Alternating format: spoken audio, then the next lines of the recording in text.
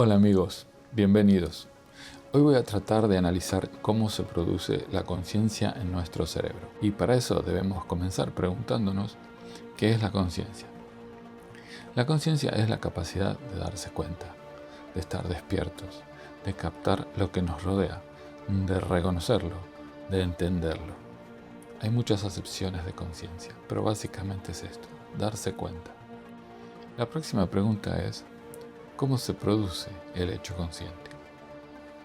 Aquí tenemos dos categorías, porque hay una parte física, que sería el cerebro, y una parte no física, que sería la conciencia en sí. Y para cada una de estas dos partes hay teorías que nos explican cómo funciona. ¿Está adentro o afuera la conciencia? Esta es una controversia que ha venido por mucho tiempo, si la conciencia está dentro del cerebro o fuera del cerebro. Y para esto tenemos tres explicaciones. La primera es la teoría productiva. Se llama teoría productiva porque postula que el cerebro produce conciencia. Así como el hígado produce bilis, el cerebro produce conciencia. La segunda es la teoría de la transmisión. Postula que en parte la conciencia es una transmisión que viene desde afuera y en parte es el procesamiento del cerebro de esa transmisión. Y esto lo propuso William James.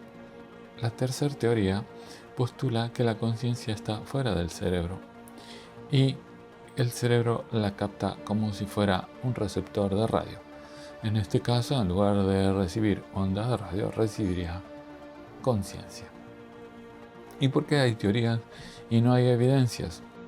No se puede encontrar evidencia con los instrumentos que nosotros utilizamos para medir, como las tomografías computadas, los rayos X o los electroencefalogramas, porque estos equipos no muestran signos de que exista conciencia. Se puede medir si el cerebro tiene actividad o no, pero no se puede medir qué tipo de actividad está ocurriendo dentro del mismo, o qué se está pensando, o qué se está planeando, y si el individuo que está pensando o planeando es consciente de eso. Debemos aclarar algo, que lo científico es algo que debe ser medido. Para tales fines hay que utilizar algún tipo de equipo, y todos los aparatos que tenemos para medir lo que luego se llamará científico siempre funciona dentro del espectro electromagnético. En otras palabras, todo lo medible es eléctrico, magnético o electromagnético. Y si el hecho a medir se sale de este espectro, si no es medible con ninguno de nuestros aparatos, entonces no es científico y por lo tanto para la ciencia no existe. Evidentemente, la conciencia no pertenece al espectro electromagnético y por tal motivo hasta este momento no ha podido ser medida por los científicos, y esta es la razón por la cual la ciencia ha venido esquivando el tema. Entonces, ¿dónde está la conciencia? Es indudable que la conciencia no pertenece al plano de la materia, y si no está en el mundo físico, debe venir de otro mundo. Para explicar ciertas cosas del plano no físico, tenemos la mecánica cuántica, la teoría de cómo funciona el mundo de las partículas que son más pequeñas que el átomo, o las llamadas partículas subatómicas. Para poder explicar la aparición de la conciencia en el plano físico, tenemos que unir las dos teorías, porque hay algo no físico que viene al plano físico, que es el cerebro. La física tradicional de Newton y de Einstein, donde se postula que el átomo es la partícula más pequeña, luego que los átomos se unen formando moléculas y que a su vez las moléculas forman la materia. Esa es la teoría de lo físico. Y la teoría de lo no físico es la física o mecánica cuántica, iniciada por Max Planck en 1900 y luego continuada por otros científicos como Erwin Schrödinger en 1920, Werner Heisenberg, Max Born, Niels Bohr y otros, que nos dicen que hay partículas más pequeñas que el átomo y son las llamadas partículas subatómicas. En la explicación de cómo funciona un átomo podemos ver la transición que hubo en la forma de ver cómo era la materia, porque Niels Bohr gana el premio Nobel en 1922 por modificar la idea de que el átomo era como un sistema solar en miniatura, donde el núcleo era como el Sol y los electrones y protones eran como los planetas del sistema solar que lo circundaban. Pero Niels Bohr dijo que no, que era más bien el núcleo como una nube y los electrones y los protones eran otra nube esférica por sobre esta, y que todos estos eran cargas que podían estar en cualquier lugar de esa esfera en un momento dado. Y esta fue una de las ideas que da comienzo a la mecánica cuántica. Y ustedes se preguntarán, ¿qué tiene que ver todo esto con la conciencia? Pues parece ser que el plano de donde viene la conciencia, que se experimenta en el cerebro, viene de ahí. Si lo investigamos un poquito mejor, va a tener sentido lo que estoy diciendo. Entonces, ¿en qué está basada la física cuántica? La física cuántica está basada en el descubrimiento de que la mera observación produce un derrumbe, integración o colapso de una onda de posibilidades. Cuando la onda de posibilidades colapsa, se produce un fenómeno observable. En otras palabras, una onda se convierte en una partícula. Y como todos sabemos, las partículas forman la materia. Que algo pueda ser una onda o una partícula, dependiendo de si es observado o no, se conoce con el nombre de principio de incertidumbre, ya que produce mucha incertidumbre no saber si es una cosa u otra.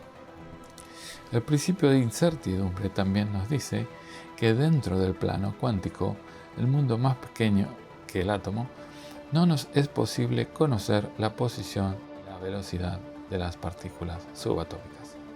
Si se mide la velocidad, no se puede medir su posición, y si se mide dónde está, no se puede medir su velocidad. ¿Y por qué? Porque la partícula subatómica simplemente no se deja medir. ¿Será que es inteligente? ¿Será que esta es la esencia de la conciencia? Ahora bien, el colapso de la onda de posibilidades en partículas no produce conciencia, solo crea partículas. Y las partículas forman el cerebro, ¿verdad? Entonces, ¿cómo se producen las partículas que llegan a formar la materia del mundo en el cual interactuamos? Aquí hay 4 explicaciones. La primera explicación es la hipótesis de los mundos múltiples, que cada partícula creada produce un universo, una línea de tiempo diferente que coexiste con otras líneas de tiempo de otros observadores y que éstas se superponen. Cada observador genera su propio universo, así que, de acuerdo con esta teoría, habría infinitos universos en constante creación, no por Dios, sino por cada ser consciente que los observa. Entonces, cuando alguien mira algo, por el solo hecho de mirarlo, lo está convirtiendo en materia.